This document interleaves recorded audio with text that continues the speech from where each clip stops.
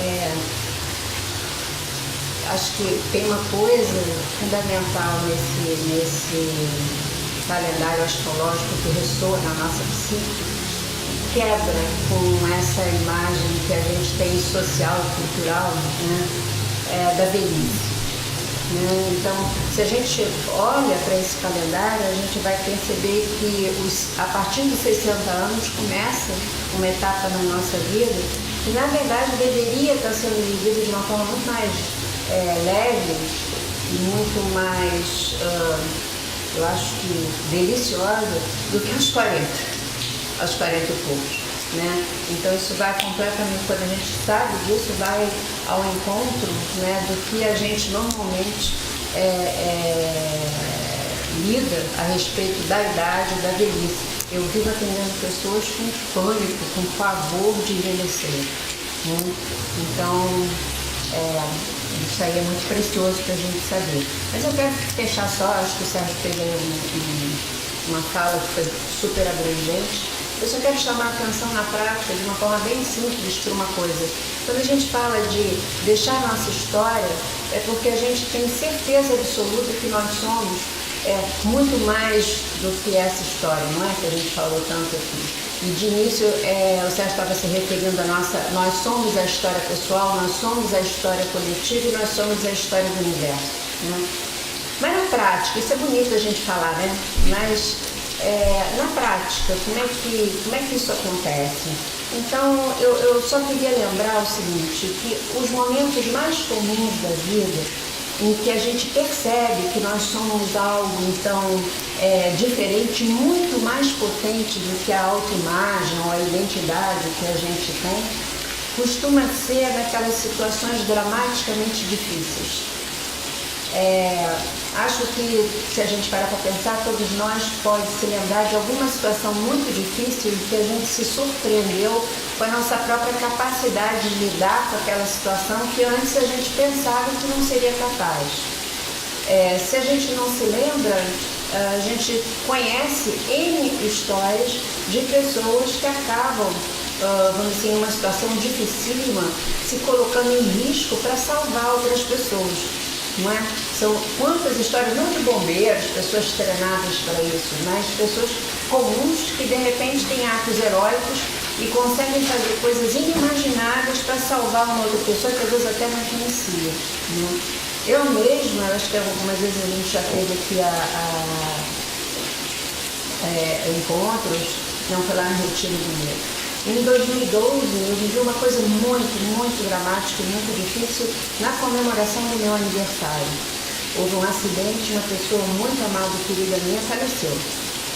E eu até hoje eu me surpreendo o que aconteceu comigo, que diante daquela situação eu consegui ter atitudes, tomar decisões, orientar coisas que naquela situação emocional, se me contassem antes, eu diria que eu nunca teria tido a capacidade de ter lucidez para fazer as coisas que eu fiz. Então, eu acho que nesses momentos se revela essa potência que vai muito para além, né, do que a gente pensa às vezes sobre a gente mesmo. E por que acontece isso? Porque nesses momentos dramáticos a gente está completamente presente.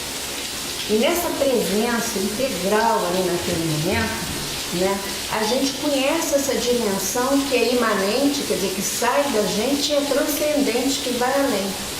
A gente vive aquilo nesse momento, não é? E isso nos é revelado. E essa situação, ela independe do nosso passado. A gente faz coisas que independem completamente da nossa história, do nosso passado e tudo mais. Não é? Há concretamente um jogo, eu acho, dessa fonte misteriosa que nos habita e habita todo mundo que eu viver. Né?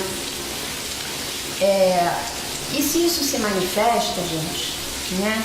É porque, na verdade, isso existe a priori dentro de cada pessoa. Porque não podia se manifestar se não existisse. Né? Então, talvez a única coisa que a gente precise, além de se relembrar dessas situações, né, para ter essa percepção concreta de que a gente é essa coisa a mais, né, para não ficar parecendo um discurso muito bonito, muito poético, interessante, mas completamente distante da gente, porque senão isso não é transformador, né? A gente perceber se existe, se manifesta, não é? Não precisa se manifestar só na hora do desespero, não. Então, o que eu cheguei à conclusão é que essas situações de desespero em que há essa manifestação é como se fosse, na verdade, a hora que a janela é quebrada e que se mostra a paisagem, então, de quem a gente realmente é, entendeu? E acho que é super importante a gente ter essa noção, né? Então, e essa paisagem que a gente fala é cada um de nós, a gente poder estar vivendo a nossa vida sem as contaminações, sem as distorções do passado. Né? Estar presente, estar vivendo as coisas como elas são. É de repente sentar na beira de um lago e ver um lago. E não de repente sentar na beira de um lago e sentir que está saindo um monstro lá de dentro que vai nos engolir. Ou então achar que a gente vai mergulhar dali e sair toda dourada, né, vestida de ouro. É a gente sentar, ver o lago com toda a poesia que é inerente dele, mas ver o lago. Lígia, é só isso? É só isso. Só que às vezes, né, a gente dificulta muito, né, esse estar e esse olhar. Então acho que todo esse trabalho aqui, que começou, eu acho que essa conversa lá semana passada com a mística do ato, né, tem a ver com essa possibilidade, então, de a gente poder entregar a nossa história, na verdade, para o cosmos, né, e estar presente, sabendo, né, que nós somos sempre essa coisa tão misteriosa também, né, e por isso fascinante. E acho que então a gente ameaça concluir nossa fala, a gente vai ter um papo.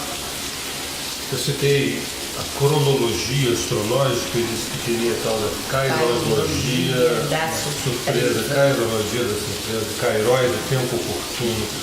É para dizer o seguinte, que me encanta a ideia de um roteiro onde a astrologia e as artes oraculares possam me orientar. Me encanta essa possibilidade de não ficar apenas refém do sistema educacional e nem tampouco refém do esforço que pai e mãe têm de tentar nos educar. Me encanta a possibilidade de existir livros sagrados que podem mostrar o processo de individuação. Existe um roteiro, existe um rumo, não é uma coisa aleatória. Me encanta isso. E me encanta também uma outra coisa que não é da ordem da horizontalidade, que a gente está chamando de kairologia da surpresa, que é a gente, por um mérito quase inenarrável, por um mérito quase assim, impossível de ser falado, a gente constrói um acidente lúcido, um susto lúcido, onde a iluminação acontece. A iluminação, para a gente não divagar muito, é o ser presente, é o ser plenamente presente. A gente, quando faz uma imersão no olhar oriental sobre a iluminação, nós ocidentais nos perdemos com milhões de fantasias de um mestre iluminado que deve ser assim, assado, cozido. Num dado momento a ficha cai que a iluminação passa por a pessoa ser presente, né? Ser plenamente presente. Naquele momento ela vence o passado, ela vence o futuro, e ela está totalmente descolada da sua história. Ela é, né? Eu sou. Então, isso não é como as lutas de judô, nem karatê, nem as faixas que a gente vai mudando, as faixas num progresso, nem os anos da faculdade, que a gente sai do terceiro por quarto por quinto. De repente, um mérito que eu não consigo afiançar me permite construir situações que geram um acidente lúcido, um susto lúcido, que é essa iluminação. Que não tem a ver com eu estou me preparando para iluminar, né? Ou seja, estou me preparando para ser inteiro. Claro que a gente está sempre se preparando, mas ninguém diz quando é que você se forma, quando é que você ganha o diploma. A gente sabe essa data, mas a iluminação a gente não tem. Então, essa kairologia da surpresa é a construção de um mérito através da consciência, através da compreensão, através de atitudes e posturas que um belo dia, quando a gente menos espera, eis que a gente se torna presente. E aí, essa é a razão pela qual a gente está aqui. Bem, a gente podia bater um papinho. Vocês não acham uma boa ideia? Enquanto a chuva cai.